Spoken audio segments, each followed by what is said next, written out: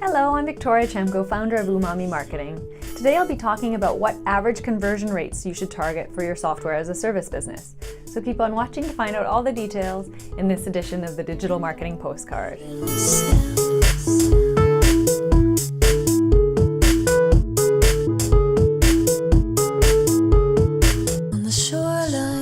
Although we can gather some average conversion rates to help understand targets and what goals to shoot for, every business model is different, and this must be kept in mind when looking at the industry data. This will vary highly based on the market and types of customers you're targeting. For the B2B software industry, it's been said that 7% is a strong conversion rate, and it's been suggested that marketers should shoot for somewhere in the 5 to 10% range. But with all that in mind, here are some key considerations to think about when determining what conversion goals to target for your software as a service.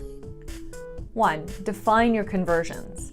As every business is different, you'll need to start off by really understanding what conversion you want to measure in the first place, and what action defines a conversion in a particular campaign. A conversion could be anything from a new newsletter subscriber to someone who spends a lot of time on a specific page of your site, or someone who downloads a white paper, signs up for a webinar, or books a demo of your software. As well, there will be different conversions along different parts of your funnel in the buyer's journey.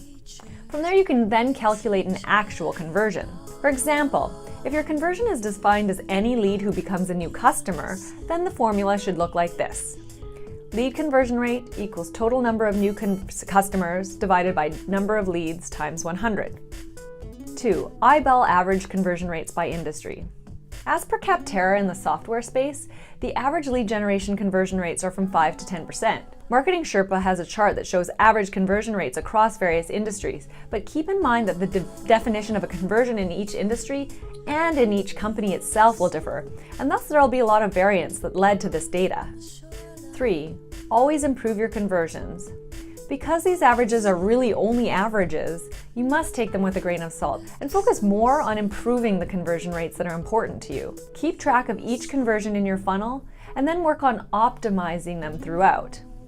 Depending on resources, focus on those that are most important first. You can improve everything from your messaging to forms, calls to action, various landing pages, and content offers themselves. Provide stronger social proof with testimonials and case studies.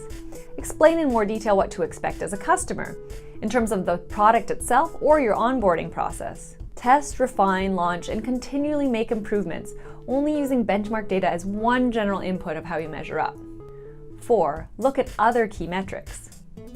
While it's important to target conversion rates for your software as a service, you must also keep in mind other key metrics. What are the number of customers you're actually getting from all of these conversions? What is your cost per customer acquisition, or CAC? How many marketing qualified leads, or MQLs, are you getting? And how are those translating into sales qualified leads, or SQLs, followed by actual customer sales? It's important not to lose track of all the other metrics that you'll want to focus on and improve through your entire marketing and sales funnel. So to summarize, when thinking about average conversion rates for your software as a service, 1. Define your conversions. 2. Eyeball average conversion rates by industry. 3. Always improve your conversions. And 4. Make sure to look at other key metrics. And now that you know more about reasonable SaaS conversion rates, please check out our recent blog post covering more useful inbound marketing tips. And if you like this video, subscribe to the Umami Marketing YouTube channel and our monthly digital marketing postcard. I'll see you again next month in March to answer more of your questions. I'll see you then. Take care.